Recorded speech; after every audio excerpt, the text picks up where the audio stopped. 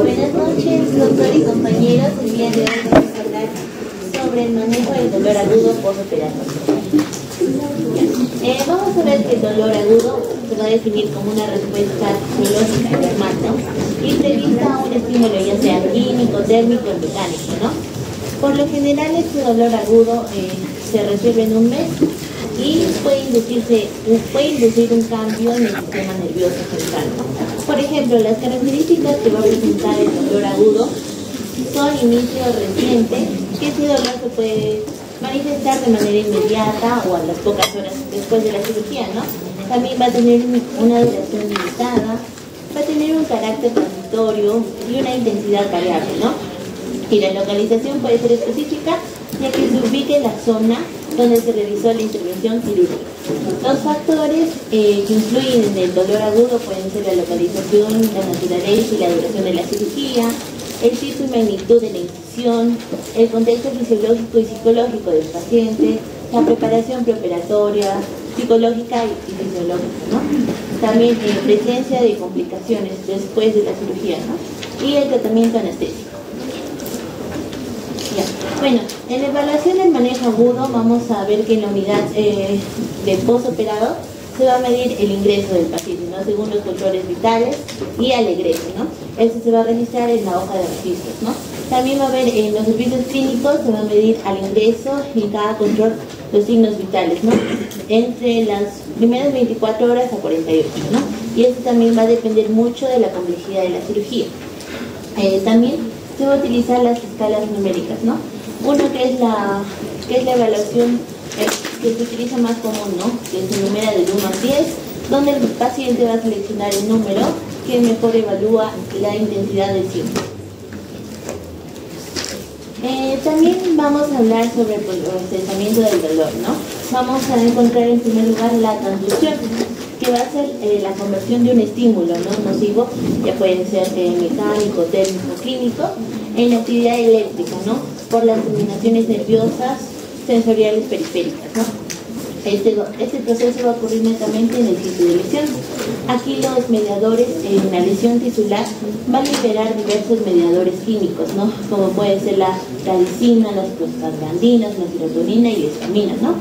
Y estos van a activar o sensibilizar los nociceptores, ¿no? Aquí también vamos a encontrar el sitio de acción de fármacos, ¿no?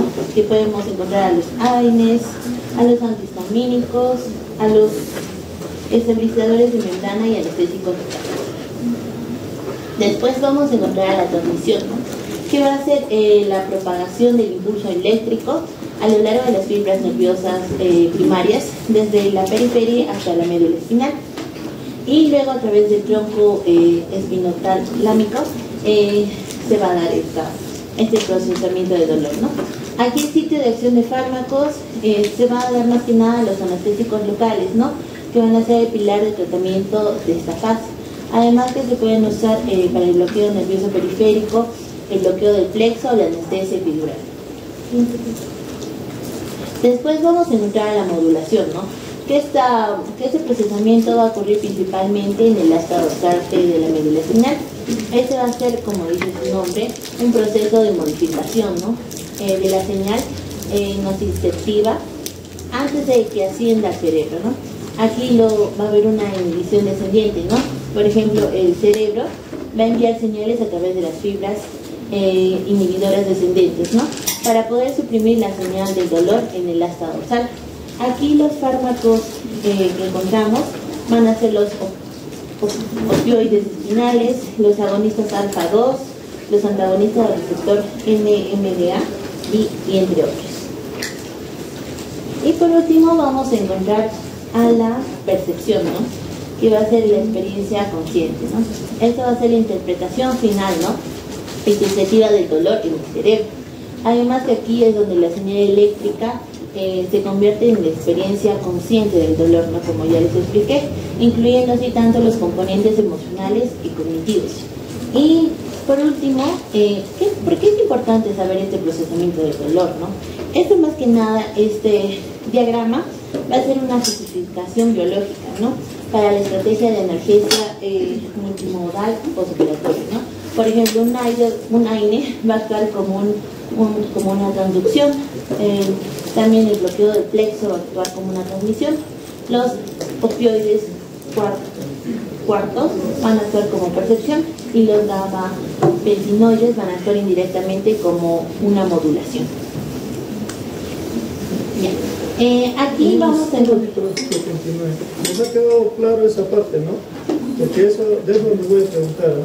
Si tienen preguntas, les ha quedado muy claro. Si podría repetir. No. Compañero nuevo. Para dar una explicación rápida, ¿ya? He pausado.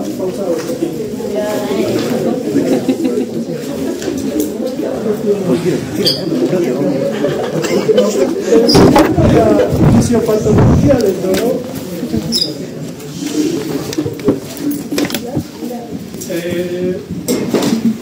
antes se entendía que el dolor era lineal, ¿no? Había una vía ascendente y una vía descendente, ¿ya?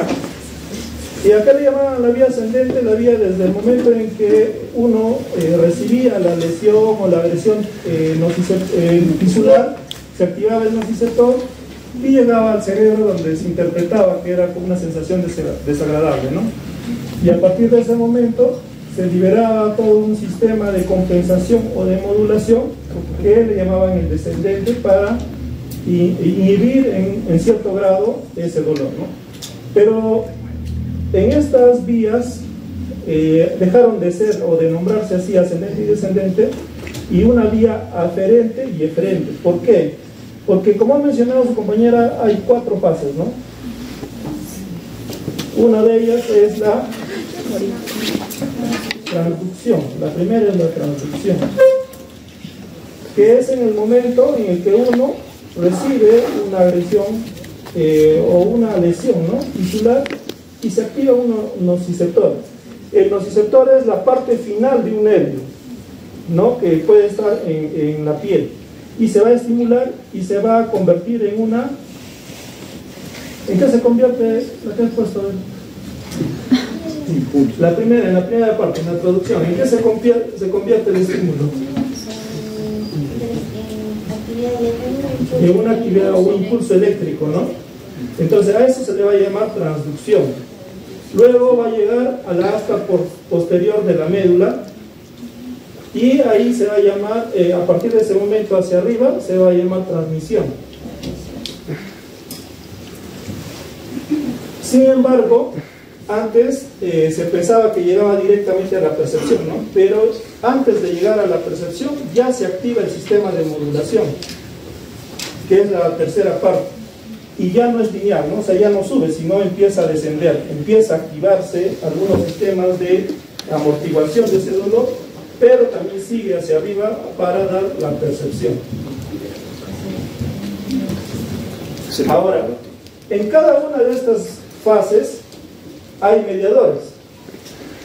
En la transducción, principalmente los mediadores que van a influir son los mediadores inflamatorios.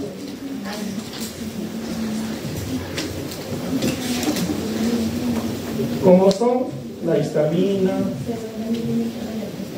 serotonina y las prostaglandinas principalmente, ¿no?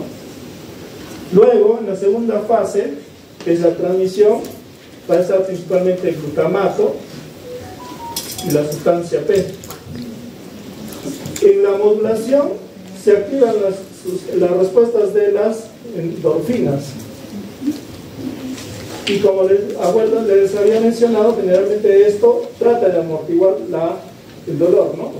Y en la percepción también generalmente está mediado por los receptores de endorfinas, ¿ya? O sea, acá también se va a activar las endorfinas y la noradrenalina. Ahora, ¿por qué es importante, como ha mencionado su compañera? Porque nosotros, al tratar el dolor, por ejemplo, no solamente, inicialmente, ¿no?, en lo que se llama anestesia multimodal, lo que buscamos es atacar cada uno de estos puntos.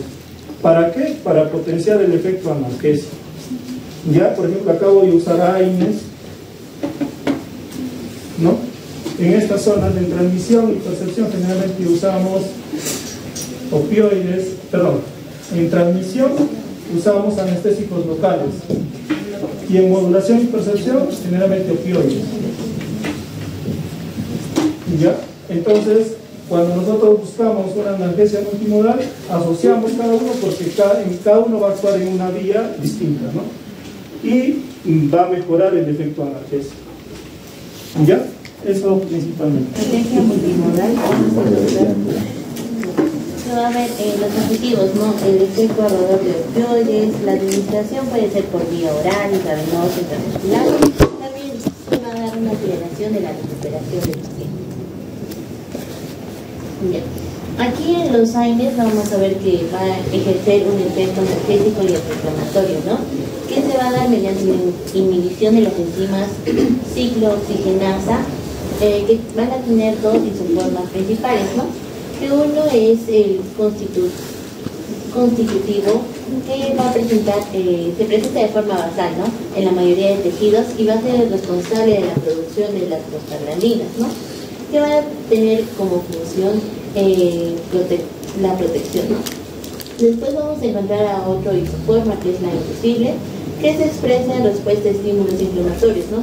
Como tal es el caso de la cirugía, y va a ser el responsable principal de la producción de los mediadores del dolor e inflamación. También aquí los AINES se van a clasificar según su selectividad, ¿no?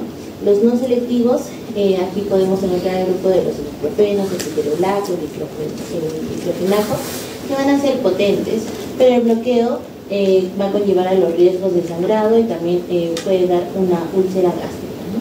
También encontramos a los inhibidores selectivos, que son el celecoxib, el parecoxib, entre otros, ¿no? Y su selectividad va a ofrecer un mejor perfil de seguridad gastrointestinal y al tiempo que va a mantener un potente accionar antiinflamatorio. Aquí podemos ver las contraindicaciones que nos traen los AINES, ¿no? Como ya les mencioné, pueden ocasionar diversos riesgos clínicos. Bien. Y también estamos incluyendo los AINES más comunes que se utilizan. Ya, bueno, yo les voy a hablar sobre los opioides. Como sabemos, estos son, los fármacos opioides, como su nombre indica, estos van a estar derivados del opio y se utilizan para el tratamiento del dolor crónico de moderado a intenso y en ocasiones también del dolor agudo, ¿no? En 1806, según el químico farmacéutico alemán Friedrich Sertiner, consiguió aislar este opio y pues lo transformó en su forma pura, que llamó morfina, ¿no? Con respecto a su mecanismo de acción, vamos a ver que estos fármacos opioides se unen a los receptores opioides, que son el Mu, el delta, el kappa y la nociceptina, ¿no? Todos ellos son receptores metalotrópicos de 7 hélices transmembrana acoplados a la proteína G, ¿no? Ahí están los números, ¿no? Inhiben la adeninatoglicasa y por lo tanto la síntesis de adenosín monofosfato cíclico, ¿no? Y estos van a abrir canales de potasio sensibles al voltaje en las neuronas postsinápticas. Luego estos van a cerrar los canales de calcio dependientes del voltaje de las neuronas presinápticas y estos van a generar una hiperpolarización de la membrana inhibiendo la actividad bioeléctrica neuronal y van a inhibir la liberación de neurotransmisores, ¿no? Y la señal del dolor se bloquea. Bueno, estos van a tener 4 clasificaciones, que tenemos a los agonistas puros. Aquí vamos a ver los opioides mayores y opioides menores. Los opioides mayores se van a caracterizar por tener techo analgésico, o sea, es decir, que el grado de analgesia crece casi limitadamente con la dosis y podría alcanzar un techo antiálgico muy alto y de no ser otros efectos adversos. Aquí vamos a tener a la morfina, al fentanilo, a la oxicodona y a la metadona, ¿no? En los opioides menores se van a caracterizar por ser techo analgésico. Y acá vamos a tener a la codeína, la hidrocodeína y el tramadol. Con respecto, tenemos también a los agonistas parciales y antagonistas. En los parciales, estos van a actuar sobre los receptores Mu con actividad intrínseca inferior a la de los agonistas puros, y aquí vamos a tener a la buprenorfina. Y vamos a tener también a los antagonistas, que tienen una afinidad por todos los receptores opiáceos, pero carecen de actividad intrínseca, ¿no? Y estos compiten con los agonistas por el receptor. Y aquí vamos a tener a la naloxona y a la naltrexona. Y ahora también tenemos a los agonistas y antagonistas. Estos son capaces de actuar sobre más de un tipo de receptores octáceos, sobre el NU, que se comportan como agonistas parciales o incluso como antagonistas, ¿no? Mientras que sobre el kappa lo hacen como agonistas, ¿no? Y su representante principal es la pencasocina, ¿no? Acá abajo en el cuadro tenemos a los agonistas puros, agonistas parciales y antagonistas puros, ¿no? También vamos a tener a la hidromorfona, que es un opioide semisintético, que es 4 a 6 veces más potente que la morfina. También tenemos el fentanilo, el sulfentanilo y el ametadona. Bueno, y acá pues que tenemos estas escaleritas sobre el tratamiento analgésico de la OMS, ¿no?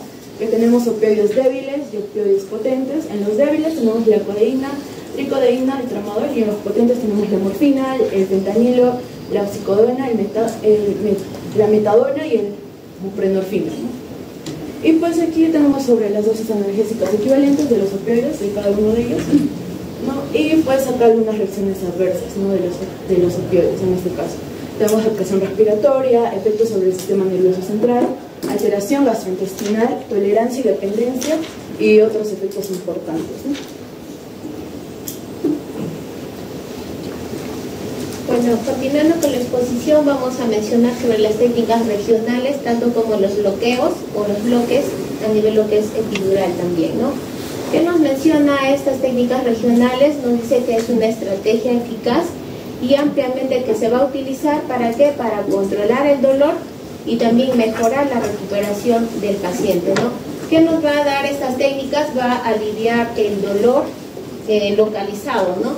Que va a presentar, ¿no? El paciente. También va a reducir el consumo de opioides sistémicos y también va a favorecer lo que es la movilidad y la rehabilitación temprana. Dentro de ello nosotros vamos a encontrar al bloqueo nervioso periférico, que este bloqueo se va a dar como una inyección única. ¿Para qué? Para bloquear el nervio periférico, como menciona el nombre, ¿no? Que puede controlar ¿qué? El dolor, que esto va a ser con menos efectos colaterales, ¿no? También es una técnica que va a encontrar lo que es de inyección única, que va a tener un efecto corto, pero mayormente estos bloqueos nerviosos periféricos van a ser continuos, pero también van a ampliar los beneficios de que para un periodo, por ejemplo, postoperatorio, ¿no? Dentro de ello vamos a mencionar a 3 plexos dentro de lo que es el plexo braquial, el plexo lumbar y el plexo sacro. También vamos a ver dentro del plexo braquial que se va a dividir en 3, ¿no? Tanto como es el bloqueo interescalénico, la técnica supraclavicular y el bloqueo infraclavicular. En el plexo lumbar vamos a mencionar a la técnica posterior, como es el bloqueo de lo que es el compartimento de psoas, y la técnica anterior, el bloqueo nervioso crural, y tanto como el bloqueo nervioso safeno, ¿no? Y en el plexo sacro vamos a mencionar lo que es después de una cirugía del pie o del tobillo, y el bloqueo del nervio ciático y también el bloqueo paravertebral. Dentro de esta tabla vemos el régimen de lo que es la administración de regionales dentro de lo que son los bloqueos tanto locales como nerviosos periféricos continuos. En ello vamos a mencionar lo que son los fármacos de lo que es la ropivacaína, que es mayormente al 0.2%, o la bupicaína, que también se va a dar dentro de un bloqueo, por ejemplo, en 15 a 20 minutos. ¿Para qué? Para calmar el dolor, ¿no? Tanto como el intraclavicular, el femoral, el popliteo y el paravertebral, tenemos que son mayormente los fármacos, que es la ropivacaína y la bupivacaína, que se va a dar mayormente en el ritmo de infusión, que se da de 5 a 8 milímetros por hora, mayormente que se va a dar en estos fármacos, ¿no? Pero el bolo de analgesia o lo que se va a dar al paciente cambia, ¿no? De 2 a 4 milímetros, por ejemplo, a nivel femoral se va a dar solo en 2 milímetros, de acuerdo a la parte donde nosotros vamos a iniciar el bloqueo. Se va a dar también los milímetros y también el bloqueo. El minuto mayormente siempre en estos tipos de analgésicos se va a dar en los 15 a 20 minutos nada más. También mencionando acá o desglosando lo que es el plexo braquial, como ya mencioné, dentro de ello, como vemos, el bloqueo interescalénico se ve en la imagen. ¿Qué dice este bloqueo? Que es un bloqueo del nervio periférico ideal para que para un procedimiento ortopédico o también para un procedimiento vascular, ya sea doloroso en el hombro o en la parte de lo que es el brazo. Pero también es una opción deficiente, porque para una cirugía del antebrazo y mano, porque a menudo va a ser, por ejemplo, intacto el nervio cubital, ¿no? Podría ser en lo que es la técnica supraclavicular, también vamos a llegar a lo que es el plexo braquial, y va a producir una anestesia en toda lo que es la extremidad superior con una sola inyección de la anestesia local. Como se ve en la imagen, mayormente esto se va a dar, que es una técnica que ha mejorado mayormente en el uso con un ultrasonido, ¿no? Ayudado con un ultrasonido. En el bloqueo infraclavicular se va a dar lo que es un procedimientos mayormente quirúrgicos distales a lo que es la parte media del húmero, ¿no? Tanto como la mano, la muñeca, el antebrazo o el codo. Pero también esto va a ser el bloqueo que se va a dirigir directamente a lo que es el plexo braquial. ¿Por qué? Porque en estos va a ser muy próximo a lo que es, o va a llegar a lo que es próximo a la arteria axilar, ¿no? Y también se va a ayudar con una guía ultrasonográfica, que por mayor seguridad o un buen éxito para poder llevar esta técnica infraclavicular. Dentro del plexo lumbar vamos a mencionar lo que es la técnica posterior, como es el bloqueo de compartimentos de psoas. Esta técnica o este bloqueo va a estar indicado ¿para qué? Para cirugías mayores de la cadera o rodilla.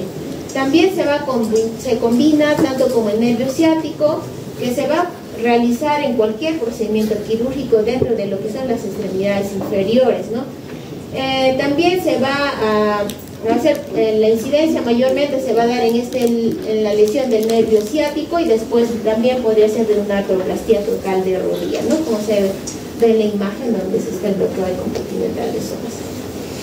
En la técnica anterior de lo que son los bloqueos nerviosos crurales, también se va a utilizar ¿para qué? Para un procedimiento en la parte anterior del muslo, de la rodilla y la pierna. ¿Qué va a hacer esto? Va a proporcionar una anestesia a todas las extremidades inferiores, ¿no? Como se le ve en la imagen, el nervio va a aportar una inervación motora dentro de los músculos del cuádriceps, el sartorio y el pectíneo, ¿no? Además de que va a ser una inervación de lo que es la sensitiva y a lo que es la extremidad inferior, que va a terminar con el nervio safeno, ¿no? Y el bloqueo del nervio safeno también se va a dar, que es un procedimiento de anestesia regional, que se va a dar por el manejo del dolor, también en la parte medial de la pierna y el tobillo. Esto va a ser más utilizado en procedimientos quirúrgicos, como los bloqueos como el nervio ciático, o también para el dolor postoperatorio o un crónico, ¿no? Y en el plexo sacro también se va a dar dentro de que es después de la cirugía del pie y el tobillo. El bloqueo también de este nervio ciático lo que va a hacer es producir analgesia postoperatoria segura, efectiva y duradera, ¿no? También se va a utilizar para las operaciones como la cadera, rodilla y tobillo.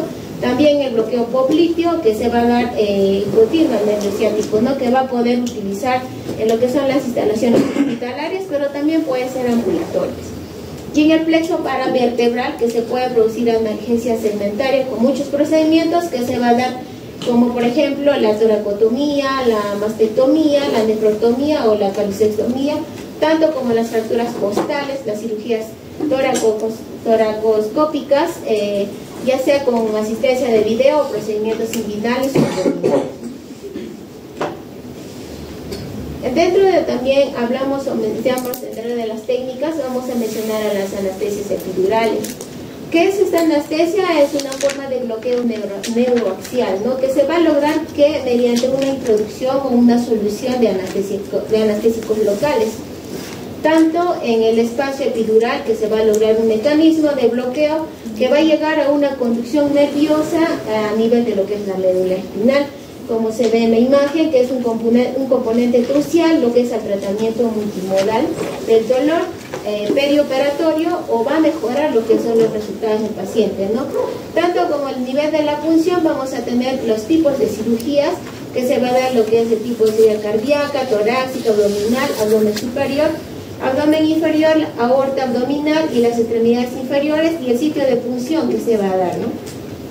Ahí, Marita, para que tengan en cuenta, a lo que se refiere es que es para manejo de dolor, ¿eh? O sea, es para analgesia. La anestesia se va a colocar, generalmente no se coloca anestesia en el momento, sino se le coloca un catéter, y el catéter se utiliza para manejo del dolor postoperatorio.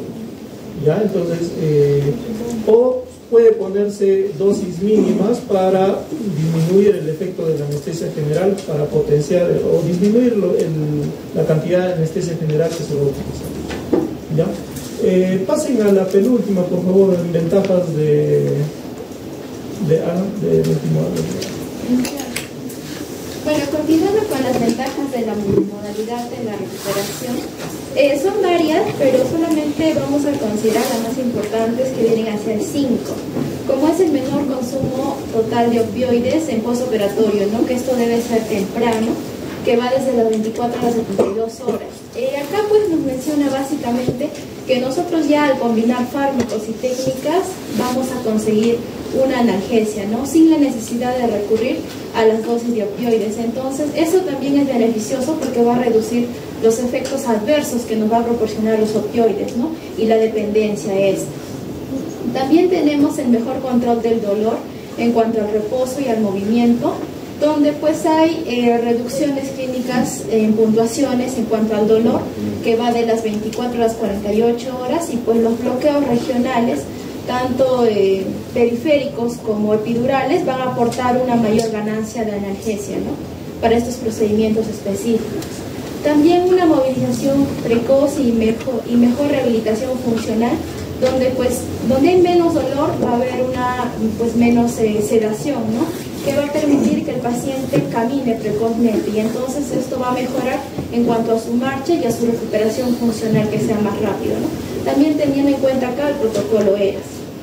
En cuanto a la menor tasa de complicaciones relacionadas con los opioides, pues tenemos la depresión respiratoria, ¿no? La retención urinaria, el prurito, y algo muy importante que proporciona como efecto adverso el opioide es la constipación. Entonces esto va a ser muy importante en pacientes con comorbilidad respiratoria. En cuanto a la reducción también a la respuesta del estrés quirúrgico, pues a menos dolor va a ser igual a una menor liberación de catecolaminas, ¿no? Y también el estado inflamatorio, lo que va a favorecer a la preservación de la función orgánica, tanto cardiorrespiratoria como metabólica, ¿no? En el paciente postoperatorio. Esto sería todo. En su conclusión o criterio, ¿qué tipo de fibras o qué tipo de dolor es el dolor quirúrgico?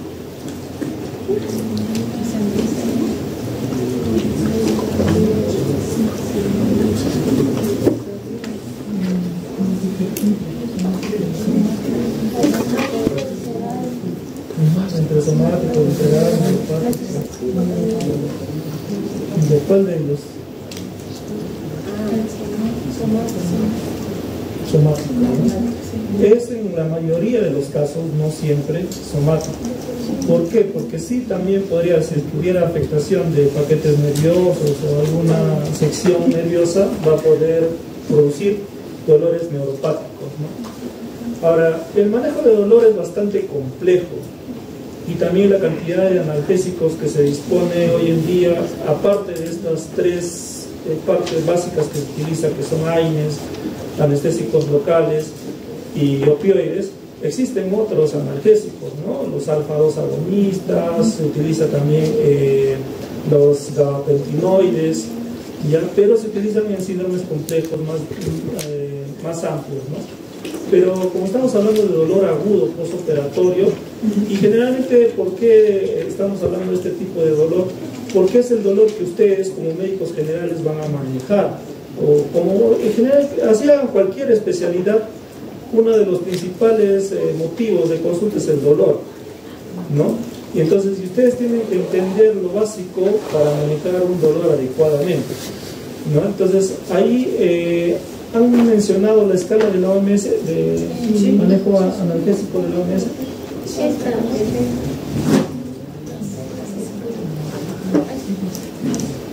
Ya. Generalmente en el primer escalón se habla de los AINES, ¿no? Incluso esa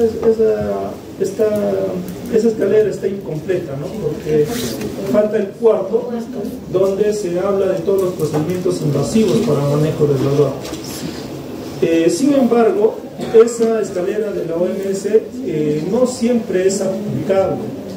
¿Por qué? Porque al menos en el contexto quirúrgico, no, ustedes entenderán que una incisión va a generar un dolor moderado a severo, ¿no? Entonces ustedes no pueden empezar con paracetamol y ibuprofeno, ¿no? Ya tienen que haber, previsto que la intensidad del dolor va a ser mayor o moderado y severo, y van a tener que ir a manejar ese tipo de dolor. Generalmente en el manejo de dolor quirúrgico se utiliza ya la asociación entre un AINE y un opioide, ¿ya? Pero cuando el perfil doloroso de la cirugía es muy alto, ya se utilizan los bloqueos, ¿no? Los bloqueos que han mencionado. Ahora, una pregunta de examen puede ser, ¿no? Por ejemplo, el paciente va a operarse de una toracotomía. ¿Qué técnica analgésica, además de la farmacológica, utilizarían, ¿no? A ver, ¿cuál sería su respuesta?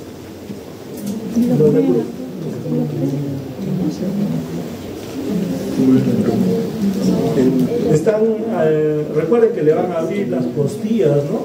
Van a generar una lesión bastante y después le van a poner grapas. Aparte del manejo farmacológico, ¿qué utilizarían? ¿Qué tipo de bloqueo? Neural. ¿De qué puede? ¿Plexo braquial, del sacro, del popliteo, no sé, de qué? Plexo braquial.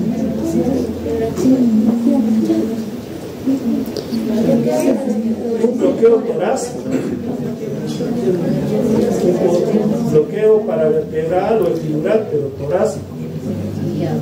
¿Ya? Entonces, para eso se habla de los bloqueos, ¿no? Generalmente el bloqueo es un procedimiento invasivo que complementa el tratamiento farmacológico. Ya, entonces ya saben, ¿no? Así van a ser las preguntas, ¿no? Ya chicos, gracias.